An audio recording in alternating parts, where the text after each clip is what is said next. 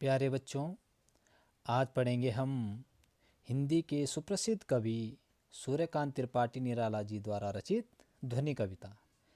इस कविता में कवि बसंत ऋतु को माध्यम बनाकर कहना चाहता है कि वह कभी भी अपने जीवन में पराजित महसूस नहीं करना चाहता और ना कभी उदास रहना चाहता है। उसके जीवन में भी हर दिन बसंत ऋतु की तरह नवीनता रहेगी और उमंग रहेगी। तो चलिए स्टार्ट करते हैं। सर्वप्रथम इसका वाचन करेंगे। अभी न होगा मेरा अंत, अभी अभी ही तो आया है मेरे वन में मृदुल वसंत, अभी न होगा मेरा अंत। हरे हरे ये पात, डालियाँ कलियाँ कोमल गात, मैं ही अपना स्वप्न मृदुल कर फेरूंगा निदित कलियों पर जगा एक प्रत्युष मनोहर।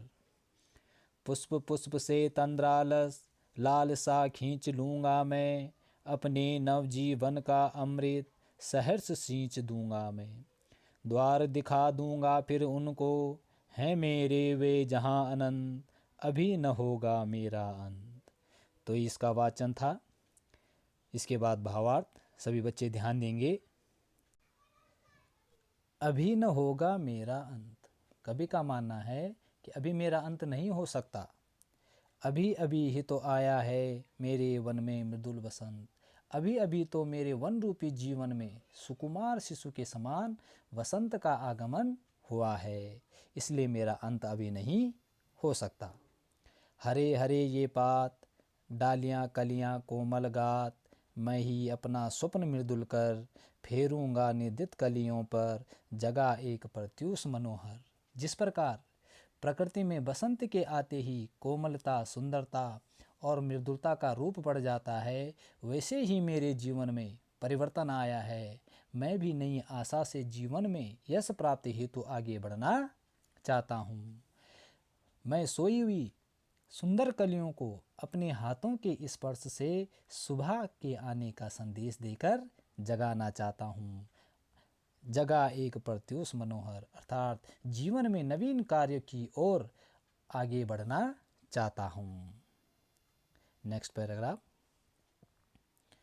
पुष्प पुष्प से तंद्रालस लाल सा खींच लूँगा मैं, वह फूलों की उनींदी आँखों से, जो तंद्रालस मतलब आलस में जो पड़े हुए हैं, उन फूलों का आलस्य दूर हटाकर उन्हें चुस्त व जागरूक करना चाहता है। अर्थात अपने आप को प्रत्येक कार्य हेतु सक्रिय बनाना चाहता है, एक स्फूर्ति अपने अंदर जगाना चाहता है।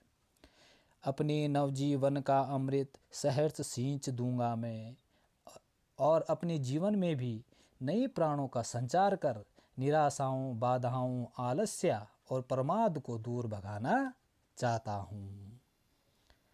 द्वार दिखा दूंगा फिर उनको, है मेरे वे जहाँ अनंत, अभी न होगा मेरा अंत। और कवि का मानना है कि मेरा अंत अभी बहुत दूर है। वह अपने अदृश्य अनंत सप्रमाण भेंट करना चाहता है, अर्थात वह अपने अंत से पूर्व अपने जीवन की शोभा, सुंदरता व कर्तव्य भावना को यशस्वी बनाकर बसंत की हरियाली के समान चारों ओर बिखेरना चाहता है। तो ये इस कविता का भावार्थ था। तो इस कविता में कुछ कठिन शब्द हैं, उनके अर्थ इस प्रकार हैं।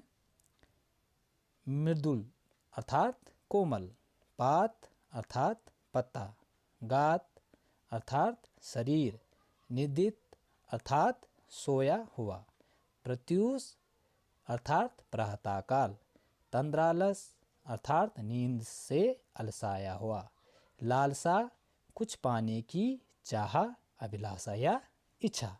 तो इस कविता को सभी बच्चे